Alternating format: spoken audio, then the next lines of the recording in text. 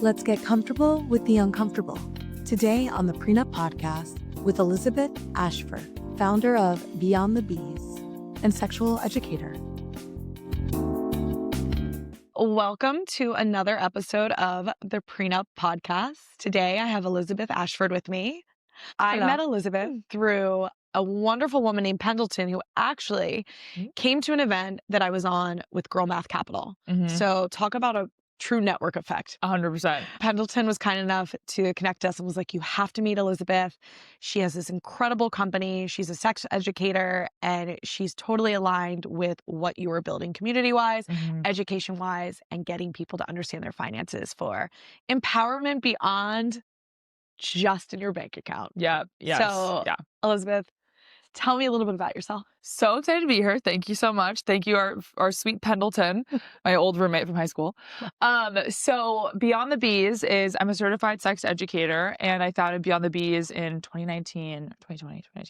Basically, during COVID. It kind of started as a passion project the year before because I was just obsessed with this space, and I felt like the information that we were getting, there's so many things I could talk about this. And I guess actually I can say this first, that I went to Harvard, and when I graduated in 2019, there's a lot of things about Harvard that are not like, it's painted too high up of all these smart people, and it's so amazing. And it is so amazing, but it's not that level, I don't think sometimes. But I always talk about this, that I just couldn't believe like all the work that we had done to get there, or anyone at any college, of like the SATs, the grades, just so much work, and people didn't know about their own bodies. I had a friend that didn't know where her clitoris was. And I was like, wow, like it's just interesting that that's what gets fallen off the plate, and for very educated people. So I was like, this problem is everywhere, goes everywhere. And that's another thing I had to learn, was people being like, wanting me to say what age range I focus on when I talk about sexual education. And that's such a hard one to define too, because like the 40-year-old who's never orgasmed, if I'm saying my orgasm course is for like 20-year-olds, the intro orgasm, then it's like offensive. And it just, you don't need to put an age on these things. But so then it kind of evolves over time. And now we focus on the biggest sex organ, which is the brain, and do a lot of like books, journals, card decks, all that. Talks, workshops, all things. Okay. So Harvard, let's pedal back before Harvard. Yeah. Where did you grow up? So I grew up in Delaware, so random, but I was always in and out of the city, which I loved, kind of having both worlds, and then did boarding school as well. Where did you go to boarding school? At Episcopal in DC. So were you able to go home often? I literally chose it because they didn't have closed weekends. I was like, I need to be able to leave, because I was such a homesick kid. I cried like the whole time, the first 3 weeks. And I didn't really want to go. I just had a hard time at my old high school, so I was kind of forced to go. Yeah. And I had an extra year, so I had 5 years of high school, which I like hated. So then I loved college, and I'm so grateful that I loved college, because I really needed to love something. Totally. For a second. Totally. Okay. So parents, divorced, married? Together, yeah. Amazing. It's so funny. There's a lot of rumors about them being divorced back in the day, because my dad would be at certain things, my mom would be at other things. Like they just weren't always like together all the time. Tell me more about that. And I love that. And tell me more about that, because I do think I actually love, I love that there were rumors, but they're actually together. Right. Because they were living their own life. Yeah, I think it was good, because it was just like my mom, I think it was with New York, she like was a working mom, like was an interior designer, and now she's a photographer, but she was always in and out of New York. My dad wasn't as jumping around because he's like stable in his, finance job at home. So it was just a lot of like, I guess, time spent apart, but not really. I think it just looked that way sometimes to people. And yeah, it was just funny always hearing that, because I think it was such a awesome thing. Like I'm a very independent person. I think because I grew up watching that, like your man doesn't have to be, or your partner doesn't have to be your whole life. It can be a part of your life. I think it's a stronger position to put yourself in. Do you have siblings? Yeah, sister. And she's kind of the same as me. There's just a level of independence there that was probably from watching that relationship. Was your dad the one kind of home more than your mom, or? They were both home. It was like because even like New York, the drive to New York, it's like 2 hours, was like a 5-minute drive. Like the way it was spoken of, it was like, I'm going for the day and I'll be back. Like things like that. So they were both, always home. So it wasn't anything like that. It was just sort of, they're just independent people. And I think it's awesome. And how did they meet? They met in college. Yeah. They broke up for a year, did the year apart thing, they got back together. And so, yeah. And where are they from originally? My dad's Delaware, my mom's Boston. And they're still there, kind of. Okay. Yeah. Okay. Yeah. Amazing. I love this. Okay. So you tell me a little bit more about growing up, like what your community was like, what your parents were like. what your relationship with your friends was like. How did that influence kind of where you are now? I think with like the parent thing, like I said, the independence was really important. When I think about sex, it was funny because I did have the general experience of like them being like, you really can't have sex till you're married. I was like, no thanks. Like, I will be waiting till I'm married. And I always remember that. So they were kind of like seemingly strict about it. And they were strict until I was like 15. And then it was kind of like, not it wasn't like free for all, but it was definitely more, I could definitely, when I had a boyfriend in college, like he could sleep over at our house and we could sleep in the same room and things like that, which I liked. So I think they kind of ingrained values in me early. But I was a very shy kid that like, it would be funny looking back to know like this is what I'm doing now. You were shy? Very shy, but I was obsessed with talking about sex. This has like always been How old were you my when thing. this was like your thing? Like high school? No, it's actually, so I'm coming out with a book, hopefully in the next 2-3 months. We'll see how much longer this editing process takes. Okay. But I talk a lot about how like, even when I was like 8 years old and we had like some friends that were like 15 that were kissing boys, we'd like get them in a room and ask every question that could ever happen of like what was going on. And it just was, I was so curious all the time. Do you have any idea what prompted that curiosity? Like, no. Was there, I don't know. was there like a movie you watched as a kid or like a show or a crush? I mean, I think all the movies obviously like, made it seem like finding your partner was like the best thing in the world. And I definitely remember like wanting a boyfriend and all these things. I didn't have one until I was in college. Didn't lose my virginity till I was in college. So I was definitely like behind. But I think that was really important because some parents believe like if you're teaching kids about sex, they're going to be more sexually active and promiscuous. And I totally disagree. Like I was a very big chatterbox, learning about it, talking about it, reading about it, all these things. And it didn't make me more promiscuous. It just made me more aware, which I was really grateful for. So your parents were supportive of it. They were like, okay, we can have a conversation over the dinner table about this. Especially now, like in COVID, my dad would like read through my blog posts. He's like, masturbation is spelled wrong. I'm like, Dad, like it's just, so now it's like very free flowing in our house, very. But it wasn't always like that. They've just learned as we've gone that like, it's okay. We can talk about sex. It's kind of grown with you. Yeah, they totally. So, and they're supportive of this career choice. Very supportive, which is awesome. So undergrad, what did you study? I studied psychology. So I've always been into like the mental health space. And obviously with Beyond the Beez, we focus on the biggest sex organ, the brain. So it all kind of merged beautifully. And I rowed for 2 years. I was not a very good rower.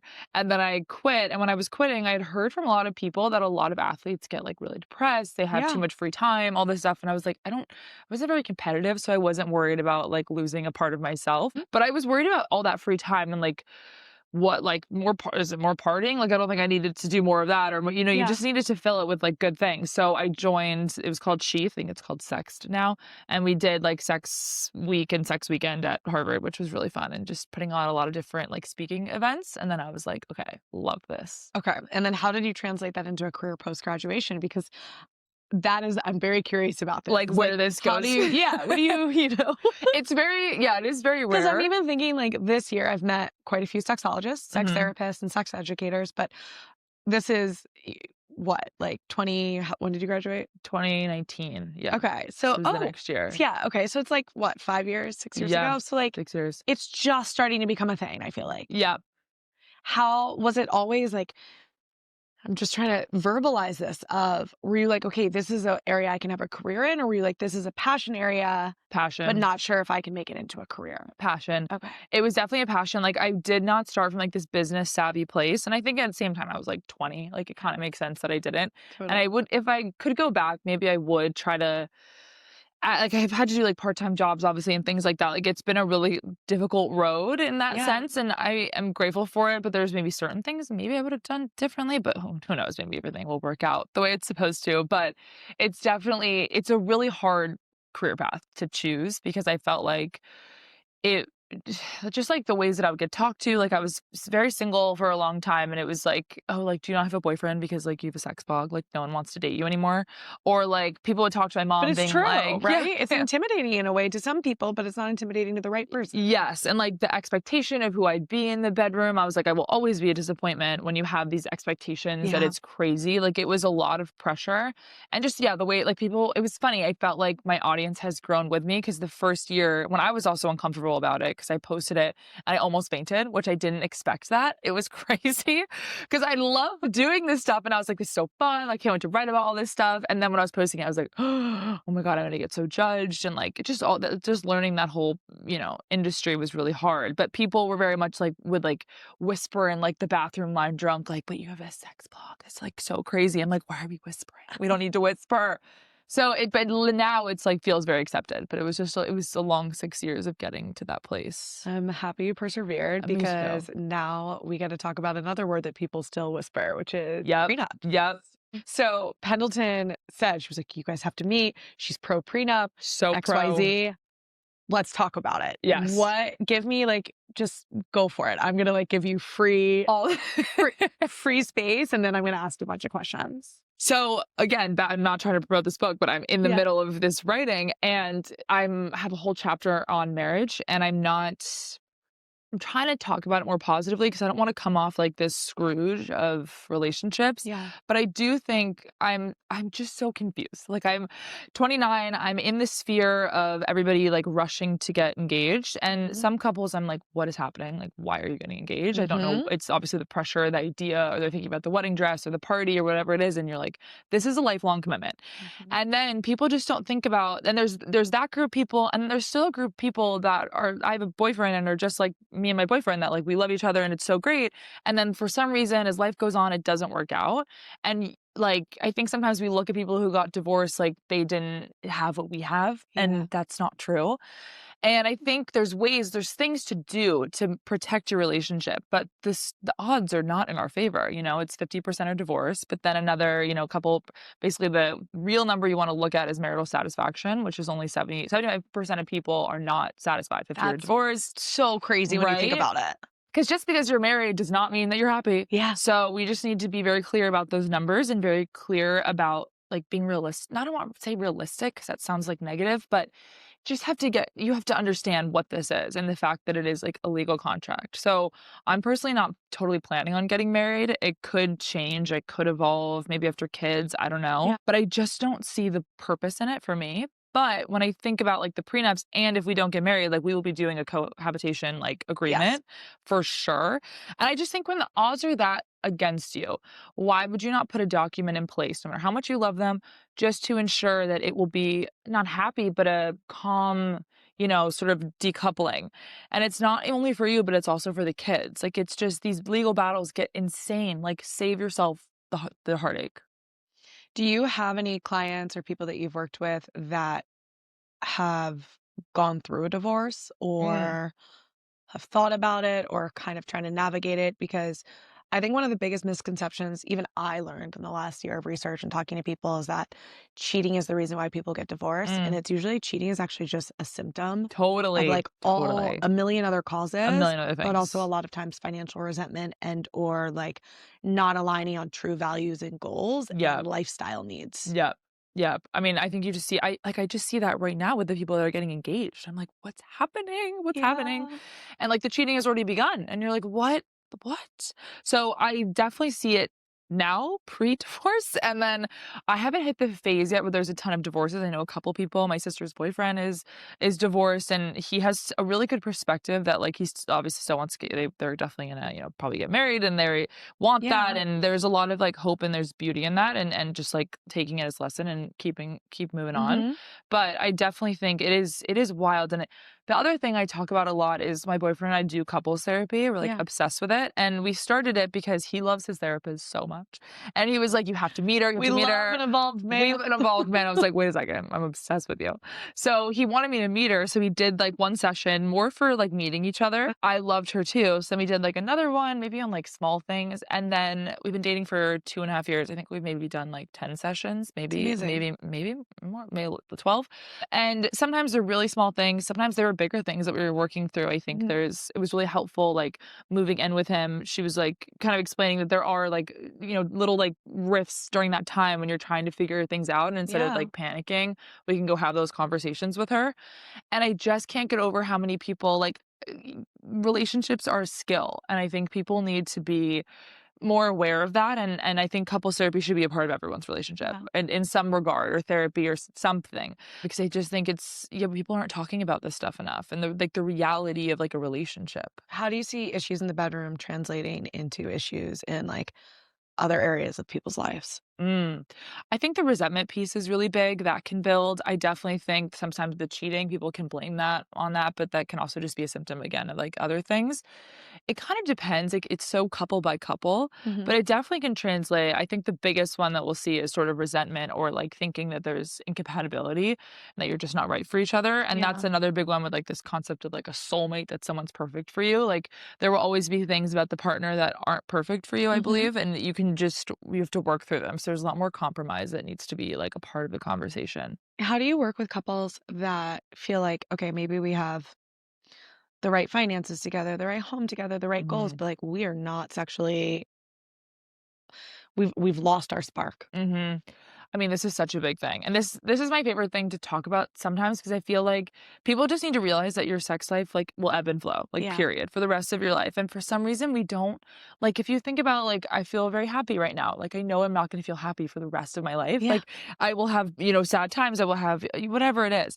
And for some reason we think that like our sex life will be amazing, or we're really disappointed in ourselves when it's not. But I think the first part is realizing that it's will be a part of your relationship, having droughts or times where it's not working, and that's totally okay. So you start with that acceptance piece, Mhm. and then you work in the education piece. So we talk a lot about, like, especially for heterosexual couples, like the pleasure gap is ridiculous. It's, Yeah. men are orgasming just far, far more than women are, but women have a higher capacity for orgasms. Like we can experience much more of the like multiple orgasms than men can, Mhm. and we're just not stimulating correctly. So Yeah. then you kind of focus on that conversation if it's a hetero couple, or just whatever's on the menu is how I consider it, what they're consistently doing as their sex script, and reworking it so that it's like sex worth actually wanting to have, because that's a big problem. People are just having, in long-term relationships, it's common to have sex, so you're having Yeah. it, and that's I feel like I heard a lot of people be like, "Oh yeah, we have obligation sex." And I'm like, oh "Oh, no, yeah. I've never heard that. Ooh. Ooh. Wait till you get to your Oh, mid-30s." no. I mean, that's another thing with this marriage situation of people being like, "Yeah, like, kinda already over the sex," and, like, they just got engaged, and you're just like, it's if you both are not interested in having Yeah. sex anymore, wonderful, you don't need to. It's, couple by couple, you don't need to feel forced to have sex if you're both chilling. But I do think if that it's interesting that it comes across like it's just something they're just hands up, don't really Mhm. care, and it is it's important, to figure out together. Do you ever also see people that are having, like, in marriage, financial issues, and then it translates to one person not feeling like enough, needing Mm, outside validation? Like, mhm, how does the emotional piece of this all kind of, I would say, play back into having financial security? Because I know you and I've both talked about how one of our biggest fears and insecurities mhm, is financial insecurity and mhm. always wanting to be able to be like with a partner that we can provide for, but they can also provide for us because it's a Totally, balance, right? Which is totally, like, I think a lot of that has gotten skewed over the last few years, totally, especially for like men and women in totally. heterosexual relationships, Mm. finding that balance of I'm going to take care of you, but it's not financially isn't the only way, but it is still a very important way of security. Oh my God, for sure. I think it's because so many couples, like, that is the main source of stress, of fighting. Like it really can seep into your life in so many ways. And obviously money doesn't buy you happiness, but it can help with health. It helps with your home. It helps with your kids' education, all these things that are really important.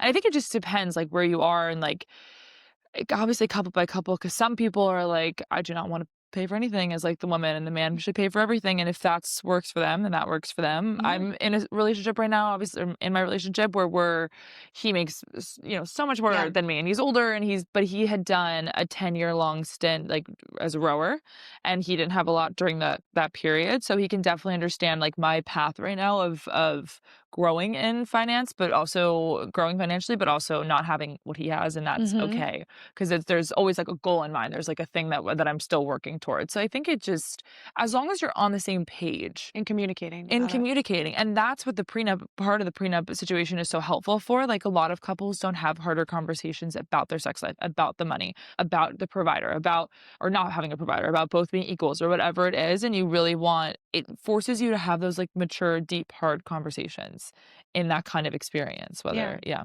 It's kind of also, I think, holding people accountable, right? Like, Yes. what is my role in our relationship? What is your role in our relationship? How do we balance it together Yeah. and navigate it? One of the other things that I saw recently online somewhere to that point is like something along the lines of men, because men come, right? What is Mm-hmm. it, like 90 some percent of the time Mm-hmm. in sexual, like when you're having sex with another partner, but women only come. It's like 40, I forget the exact one. It's It's between like something like 45 to 56%. it's something so It's ridiculous. disproportionate that Yeah. it's like, like how I would assume that that also probably frustrates a lot of women, but they won't go out and like seek alternatives, whereas a lot of men do go out and seek alternatives if they're Totally. not getting what they need. Oh, totally. I mean, we've also programmed society to think that like men are more sexual. And like I was kind of touching on the obviously like the women being multi-orgasmic, but we also don't have a refractory period. So after a guy has an orgasm, he can't, get hard or have Mhm. like start having an orgasm again for like a couple minutes, couple hours, whatever it is, whatever age range they're in. And there's difference in our levels of desire. Like men are more often in the spontaneous desire category. We're more often in the responsive category. Mhm. So that means you need to put yourself in the experience, and that sort of arousal and desire like builds once you're like having the sex or doing foreplay or whatever it is. And so just these narratives that men are so sexual and boys are boys and all these things, it is ridiculous. And if women were just having sex that they liked, I think people would, if women could experience the full capacity of pleasure the way men do, they would Yeah. probably be running off for other things as well. Yeah. I do think there is such a disservice that we've like created as a culture about women not wanting sex or Yeah. not being as sexual, to Yeah. your point. And I do also think that in a funny way, it also makes men not feel like they can talk to their partner about what they need Totally. because there's this automatic assumption that, oh, well, she doesn't want it, Right. which is another narrative I think we need to change. And I don't know how Totally. to, but It's also little things. Like there's a big one of, couples, if the guy is like touching or whatever, girl or guys or whoever is touching like their thigh, they're kind of like won't reciprocate if they don't want sex because they don't want to make it seem like they're down for sex. So then Yeah. touch gets removed from the relationship to Oh. avoid like sex that someone doesn't want. So you need to like, there's little things you can always build in, like periods of time where like these 5 types of touches don't have any relation to sex and we can do them as a couple, like when you hold my hand or touch my thigh or all those things. That's not sexual. It doesn't mean we're gonna go have sex. So you can still reintroduce that. And then there's also the idea of not like fully shutting it down. You could be either like, if you think you might be in the mood, like, could you tease me a little? Could we do foreplay? Could we, if you did this, laundry would be really helpful and I Yeah. can take a bath and then maybe I'll be interested. Like Yeah. there are ways to make it work. So I think just trying when you can to not totally shut your partner down, it allows them to keep like showing up, because I think the rejection can also Totally. get really difficult. I was at a party recently and I'm just laughing because we were around the dinner table. We got onto the OnlyFans topic. Love it. And my friend said about her husband, they have a great relationship. She was like, I wish I could put him on OnlyFans, but have it be only folds because he folds our laundry so beautifully and so nicely and so crisply. She's like, it is such a turn on. And she was like, how many other women would pay to watch my husband fold things? She was like, and I would love for everybody to experience it. And low key, yeah. Right? Yes. My boyfriend does that too. He's like, if you want to do feet pics, you go, girl. What? Okay. But like, I think there's something to be said it. about how, there are different ways that people get turned on. Totally. I mean, have you seen the Harry Potter, not what's her name? Ron's girlfriend before Hermione. Do you remember her? Did you ever see No, this? but you tell me this. It was his girlfriend for a brief moment in the film, and she is now doing OnlyFans for hair. So it's like a whole hair thing. For hair. Yeah. Guys. Yeah. So That's how check her out. I think it looks good. It's like the sounds, like people get turned on by definitely for different things. And that's another thing that I talk about a lot is this is why I focus like the brain is the biggest sex organ. Like erotic audio is amazing, or ASMR can turn some people on, or whatever it is. Like different types of stimulation are really helpful and very healing in relationships, because you do get bored with one person for, you're supposed to be with them for 60 years, 70 years. It's like, that's a long time. It's a very long time. So let's get creative. There is, what was it, the Esther Perel quote recently, which was like, men get more bored in monogamy, or women get more bored in monogamy than men. Yeah. But there is this like like, I guess, cultural norm where it's, oh, no, no, no, no, no. Women love monogamy. Women love Mm-mm. XYZ. But I think to your point, it's the brain that needs to be Yeah. teased, curious, like continuously challenged in a way, right? Or growth 100%, or 100%. And tell it's me so what you funny. say. It's just interesting, like, that idea of how much because I definitely feel that as someone who doesn't want the marriage, or maybe, again, never know, but it's just not something I've found any interest in.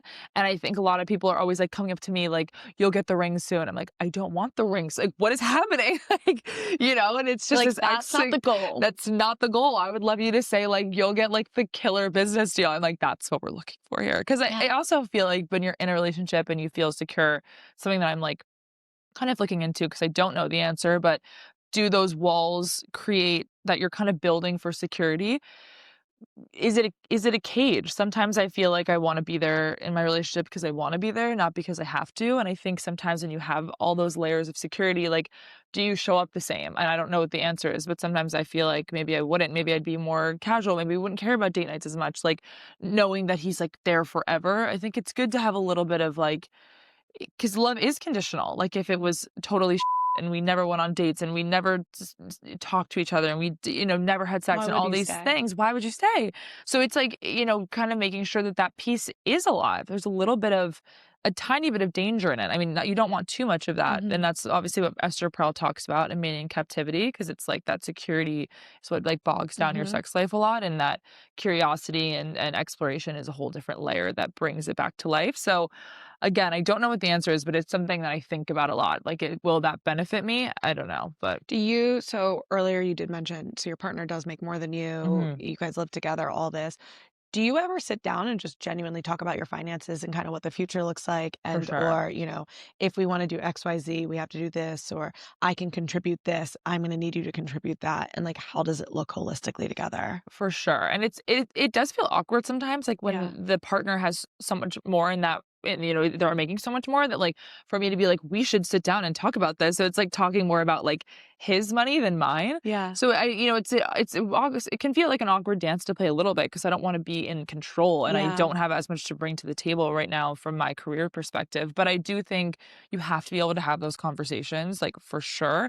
And I think we were talking about getting, like, a financial planner so we can really sit down and, like, have a big understanding about it all, because you need to be a part of that conversation. And I think before kids, like, that will be, like, a non-negotiable, Yeah. like, everything needs to be as clear as day. I just think, you don't need surprises, and I've heard some horror stories about people who've gotten married to people and, Oh like, they have, like, a no. gambling addiction or, like, all these different things that they didn't know. So I just think you have to do that, and we definitely have those conversations now, but we'll have them more as time goes on. Okay. I love that. Yeah. What are now like taking a step back and kind of looking externally, what are some of the things that you're seeing through clients, through friends, through network of like where are marriages kind of breaking down? Like, why they're divorcing? Yeah. The biggest divorce reasons, it's marriage, it's, sex, money, and children. Okay. So those are all it was so interesting too, because, like, for children, the first child obviously introduces a lot of kind of rifts because it doesn't have to be fighting per se, but you're just, like, lacking time, attention, all these things. You're going from 2 to 3, and you're also, like, both falling in love with something else. Even though it's not Hmm. sexual, you are falling in love with something else, and that can kind of disrupt things. But there's a lot of good information about, like, timing. So, Hmm. like, people who get married between the ages of, like, I think it's, like, 21 and 24 are so much more likely to get divorced, obviously. I think most people can hopefully, like, kind of, like, acknowledge that that's Yeah. just you're putting yourself at a bigger risk, your brain isn't fully developed. And with the kid thing, like, people who have a baby within the first year of marriage also increase the risk of divorce. So sometimes, like, waiting it out a little bit and Okay. bringing the second child in creates a lot of disruption as well, especially in the time management section as well. So, like, for me, I just think what I wanna teach people is to, like, preemptively consider these different things and these different milestones and, like, work through them before you're in the problem phase. Yeah. Like, even with the therapist, when I was moving in, she was like, "There will be some issues," and we hadn't really had gotten in fights before, and it wasn't like anything crazy, but it was just like, "I feel like I'm organizing more, and you should organize more, and who's getting the groceries?" Like, just stupid things, and it was good preemptively knowing, like, this is totally okay. It's not a big deal. We Hmm. can work through this. So yeah, just getting that mindset and getting in the flow of knowing where these changes are going to come and preparing. Okay. So you said sex. Sex, money, children. Children. Where is there like a first thing? Is it like a trickle down, or is it like this goes wrong, then this goes wrong, then this goes wrong, or is it really like different for each couple? It's definitely different for each couple because, again, like I said, some of these couples, I'm like, what? Why are you getting married? Like, so it's starting before they even. It was just, it's different. And then some people, such a great relationship, and the child, bringing that in can be really disruptive, and they have a hard time figuring out their way out. The finances can be really difficult if maybe you don't think. I know some people. I have a couple of people in my life that they thought the guy was going to make more, then he's not. Then they're disappointed. Then they're talking down to him. Then then he's feeling belittled. Then it gets intention. Then maybe he's flirting with someone outside to like feel like a man again. So I have seen that so much, right? Which is a funny thing. I just had dinner with someone recently, and we got really into it about like, for so many generations, there's always been a role between the sexes, and the roles between the sexes have changed so much. And listen, I am all for female empowerment. Like I loved, I really miss my comfortable paycheck, but I do think there's something to be said about it's like empowering to be able to do well, make your own, but there's also something to be said, like, I don't know if it's, and I can't tell, right? Is it just historical context? Because that's been generation after generation. Maybe it's just ingrained into us and it's not true, but there is something to be said about having a partner, actually, even in, non-heterosexual relationships, whoever provides more money feels like a provider and a protector in a way. And there's kind of this, I would say, security of relationship when at least one person is being able to stably provide for the entire couple and or family. Totally. Because I have some founder friends that, like, before I met my boyfriend's in finance, before I met him, I was like, I want someone creative. Like, I never thought I'd be with a finance guy ever. And I just wanted all these things, like a founder and a creative person and an artist and all these things. And I have some friends who are founders and with those type of people, and still amazing, but obviously there's like risk to these decisions, and there's things you give up for a couple of years and all that. And when you're doing that with another person and your partner, you're both like kind of either financially struggling or like with the stress of the startup or whatever it is, it has sounded very, very difficult. So I've definitely been grateful that there's stability while I'm kind of here, and I would totally be down for it to shake up if that changed. But it is, I definitely could see it being very helpful. I still can't tell if this is like a real, like this was a total meme, but I saw a few people post something recently that was along the lines of like, men's favorite careers for women, and it was like unemployed, like mom, but like bartender. Oh my God. Was this real checkout girl? No, I think it was just like, total satire. No. I think it was total satire, but it was funny to see because I do think there's something to be said also, right, about now women are like have a say at the table, and that historically wasn't part of the conversation. So it's how do you navigate that? And like define roles going forward. I'm definitely hard on this because I am like so pro like equality. Like I'm like my boyfriend made like a comment, something like obviously sex numbers don't matter, like how many people you've had sex with, and he agrees with that 100%. But he made like kind of a comment like, but some people don't think, like some people judge women for how many partners that they had, and it made me so mad. I was like, we can't even say it like it's normal. We need to say it like you're saying the sky is like purple. Like it can't be like, oh, some people think the sky is purple. It's like some people think the sky is purple. That's crazy. Like we should never be condoning any man or just saying that it's part of life that some men just think it's gross that women have had sex with more than 10 people. And I was like, oh my God. Well, so then it's like, do you actually think that? Do you think that? Yeah. Like, are you trying to normalize it back to me? Yeah. Like, where are we going with this? So it's like, I know that I'm like a little ridiculous on like the small things, or I'm just like, but the small things are the things. They are the things. So, and it's just like, and my friends and I always joked, like, I don't know people's political stance. Obviously, I'm not into Trump, obviously. And I felt like on the day that he became our president again, my friends and I were like, any guy that wasn't crying, I was like, don't even look at me. I was just so mad. Like, you should be crying with me because like, this is such a setback and all those things. So it is, I'm so pro equality, obviously. But I do think, I guess it's couple by couple, because some people love, like some women just love their man to like take care of them, sit back. That's also totally fine. Totally fine. And I think that's the thing with this feminism equality kind of approach is like, we just want the option. Like, I just want the option if I'm that type of person and I can go find that kind of guy, like I can have that option, or I want the option to be like killing it in my career and not being and having kids, but not being the sole, looking after the children, all of that. So I think it just, what I really focus on is just having the option to be able to do what you want. Just everyone can choose what they want. Because there's those type of people, there's that guy that wants just the homemaker, and there's a girl that wants to be that. Like, there are those people everywhere. So you can do that, I also think there's really another thing I just talked about with someone recently on the pod is postpartum and how it impacts both men and women, right? Totally. So like a lot of people for years were so focused on just the female. At first, no one was focused on anything. No, right. No, everyone was like, "Why we do this? Why are you sad? What's wrong? Like, you should be happy." Tom Cruise, where you at? Brooke Shields, Literally. Dear God. That was tragic. Oh my gosh, I forgot about it. Do you remember the that? pie or the what was it? He said you just need to be like working out more, and like she was like, I'm depressed. She's like, I'm literally emotionally depressed, and so he's like, no, you're not. He's like, you're fine. You're fine. It's like, oh my God. You try pushing something through your literally woo-ha. Oh my God. But one of the things we were talking about is just how, like, post-child, like when you get married, a lot of times, not every time, a lot of people second marriages, but when you get married, like the classic, it's two people, dual income, no kids, you're living this like awesome, wonderful, amazing life. Then you have one kid, and so that income is starting to spread, and then you might have a second kid, and A, as a woman, your body has completely changed. B, your hormones are completely different. And C, you have two beings that need some sort of stability at home. Yeah. So how do you navigate that? And then and then a husband also on their side, right? A, the focus is no longer on me after the first kid. B, the focus is really not on me after the second kid.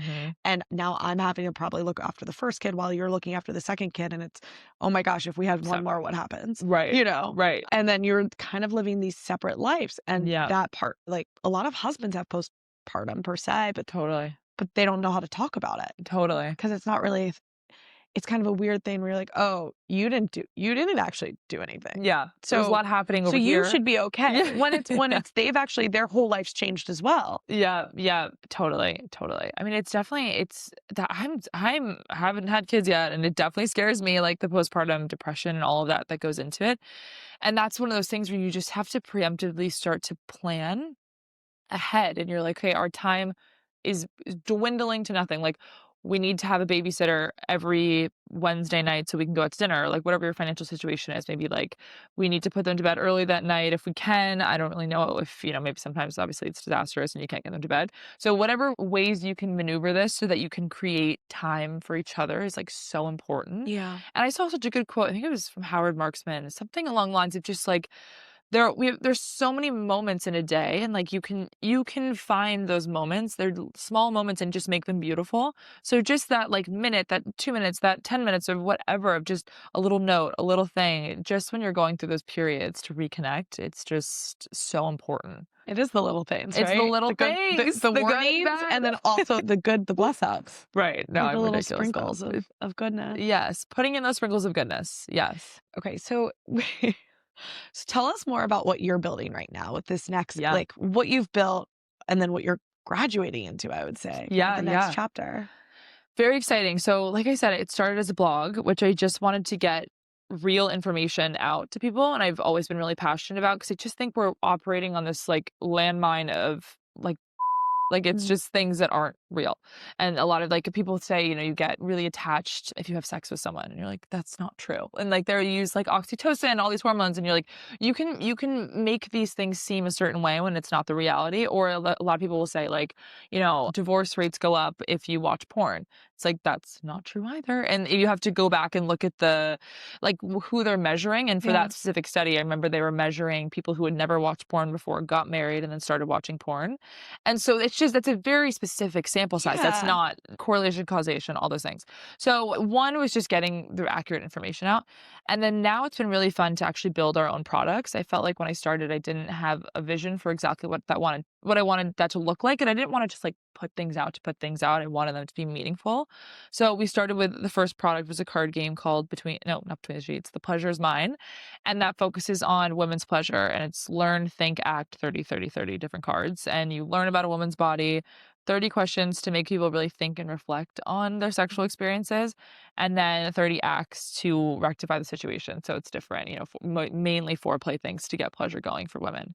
And I really developed that because I remember people like I just was in such a corporate-y, former lacrosse bro and former athlete, like kind of social scene for a bit. And they would be like, those guys would be like, oh, I already know everything I need to know about sex. Like, It's I don't like, need you to know know. And like, nothing. I was like, you know are my prime nothing. target. You know nothing. So the questions were developed for people like that, just to make sure that they were reflecting on their own experiences, just to be like, wow, there is room for improvement, because there's always room for improvement. Always.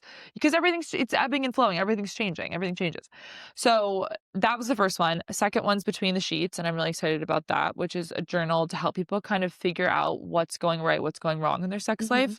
I think when couples in long-term relationships are trying to figure out what to fix, it's very overwhelming. Like, you're just not satisfied, but what does that mean?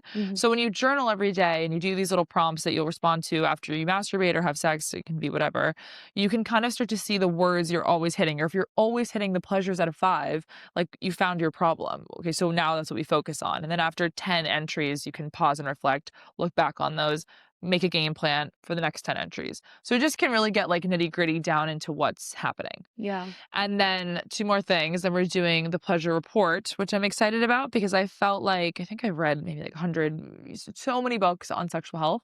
And while I'm definitely looking for it as a community-based aspect, and I'm writing about things from all ranges of things, I'm definitely was always looking for myself too, and kind of hunting for the things that were kind of about me and filling in my own gaps and holes. So the pleasure report is a personalized book for whoever the client is, to help them, that's literally about them. So it's all these different that's pieces of amazing. information that were from all these different places and all these different ideas that really kind of, showcase where they are sexually, who they are sexually, what they can work on, what they clearly kind of maybe have missed in school. There's typically no sexual education, but just to help people understand themselves better. And then the last thing is the book, which I'm excited about, because that one's called Have Sex on the First Date and Other Sexual Decisions to Make with Confidence. I love this. I was thinking about all these years in this space, like the hills that I die on. Clearly, one of the hills I die on is that women can have sex with as many people as they want, and a man can never say, you shouldn't be doing that. But sex on the first date, I'm like super passionate that it should not be a problem. Because if 2 consenting adults decided to have sex, what is the problem? And it's typically towards women that it's like, she's a whore. Or now a lot of women, I just see a lot of friends being like, was that bad? Should I have done that?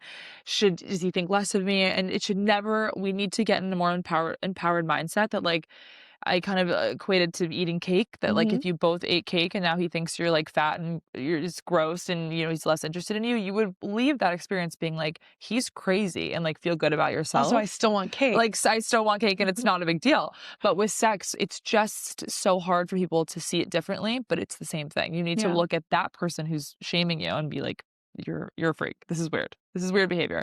So in general, with the book, it's kind of following all these different major milestones, like who's the one, the concept of the one, who's the first person you're having sex with, having sex on the first date, and all these marriage, all these things, and coming at it from an educational perspective, so you can make your decisions from an empowered place. It is kind of ludicrous now that I'm sitting here thinking about it, because I hadn't thought about it in so long, because I'm really lucky by the people I'm currently surrounded by, who are very, pro finding yourself, figuring it out early, doing whatever you need to. Yeah.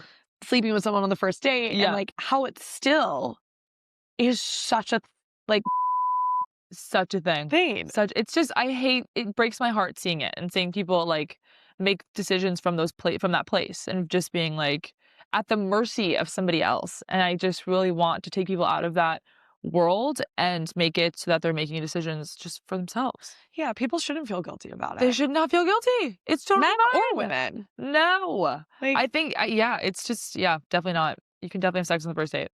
It's also probably good to know, like, if right? Like, if you hate it, there's probably valuable information. Yeah, then you're gonna be like, I wasted so much time, and I think you're a wonderful human, but like, we're never gonna laugh. Yeah, 100%. I had that before. I was like a really bad kisser, and I was like, I kept trying, and I was like, I don't think I can do it. It is so true. I think a lot of people do try to convince themselves that something's gonna work. Yeah, because all the other pieces of the puzzle might work. Yeah, totally. But totally.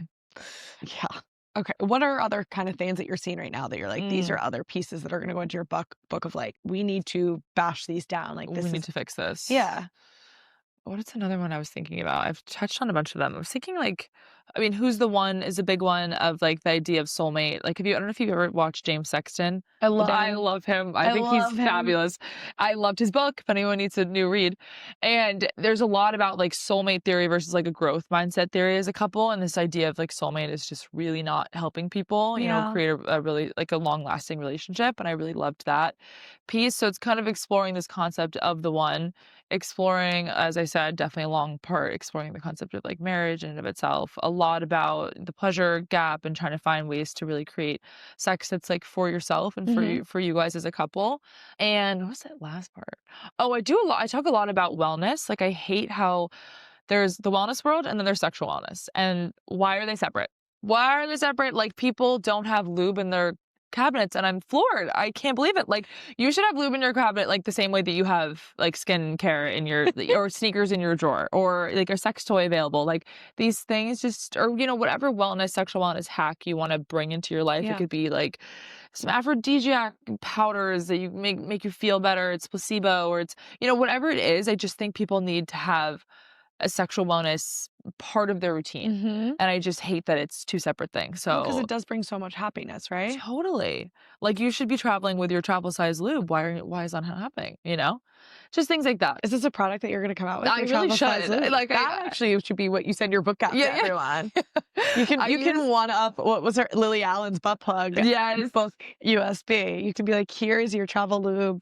Love Go a free. travel lube. I use the Uber lube one, and it comes in like the little case, so you don't feel like it's gonna get everywhere. And Yeah. it's just like, these are just the things that I think are. It's just important. It's just important to have these like toys. Like, I think as women, you should have different sex toys. It's great to be able to have an orgasm faster. I think sometimes with relationships, you need 15 to 20 minutes of continued stimulation, and that Yeah. can, you know, is a lot of educators are like, well, we deserve that, and I totally agree. But like, sometimes I don't feel like I have the time for that. You know, Totally. like it's more. So it's good to have a vibrator on hand. It goes, Yeah. it's faster. So it's just things like that you want to create rituals for yourself that, you know, make you realize that you're a sexual person, you're a sexual being, and that's a part of you, and you should attend to it the same way as everything else. Some of the education that you're doing, I would say probably with the younger generation, like what are you seeing also with, you know, now that everyone has a cell phone? I know.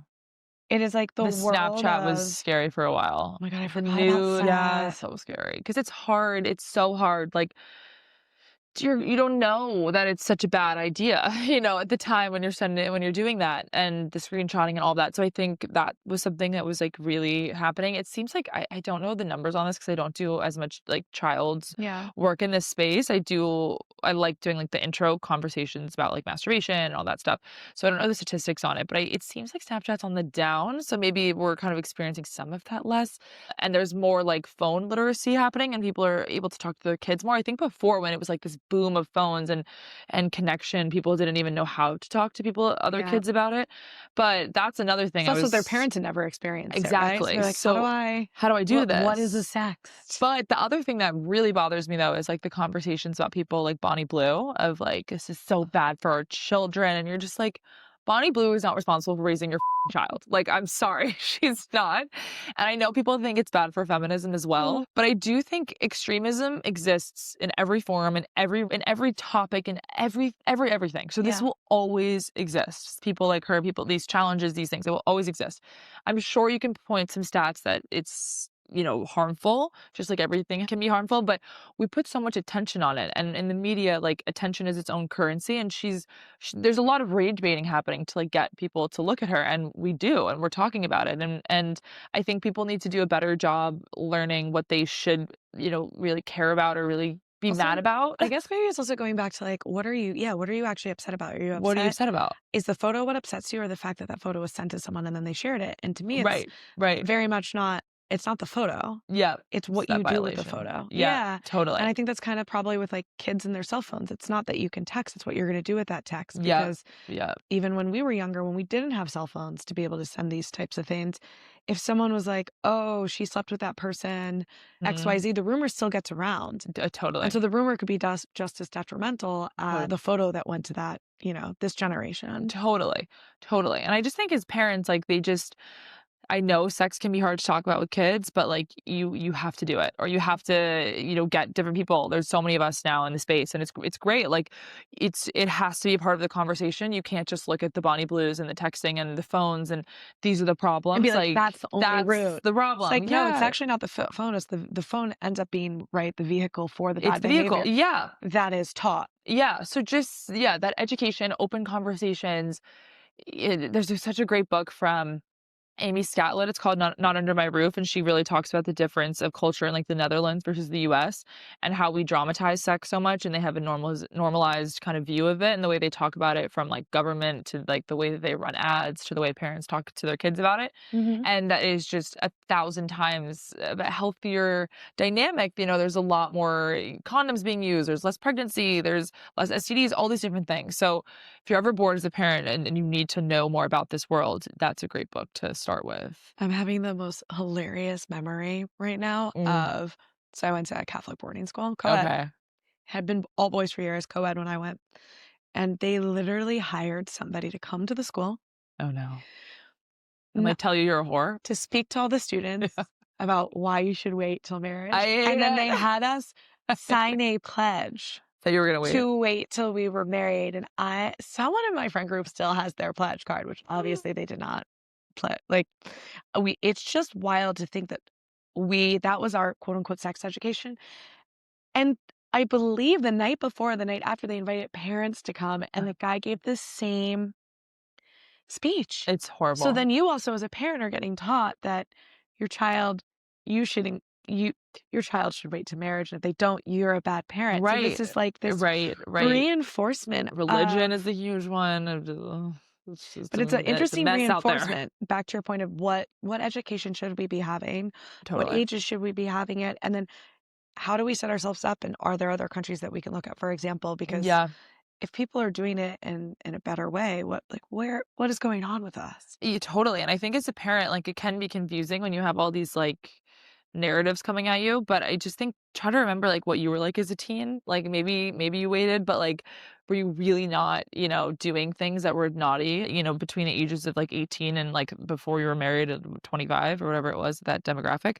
It just remember that these rules and regulations are not going to stop people from like exploring themselves. Yeah. And it's also probably like, what are your rules as a family? Or more so, what are your values? Yeah. Together.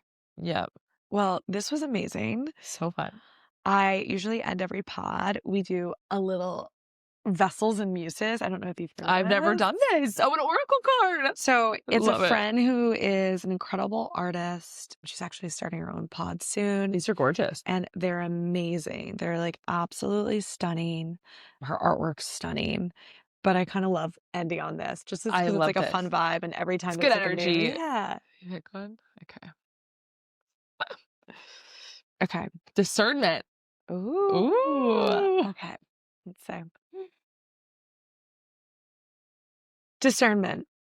Access and cultivate that innate sense of wisdom. Unlike cerebral decisions, discernment uses old wisdom, intuition, and past experience to reveal the path forward. Oh. If you are at a crossroads or unsure which way to turn, discernment can be your guide. This card asks you to take space and get quiet. Connect to your higher power or nature. If things are fuzzy right now, go into the heart of the matter to find clarity. Get out of your mind in order to widen your capacity for perception. You must trust and open all channels that you have cultivated up until this moment. I love it. That's awesome. So, it's a little Zoe card. We love. That's very cute. I'm so happy. Yeah, you can look at it. But this was great. I like that she kind of looks like she's naked too. It feels right. I mean, it feels maybe. Is it you? Is it me? It's you. Literally. Thank you so much for. Thank you so much. This was so fun.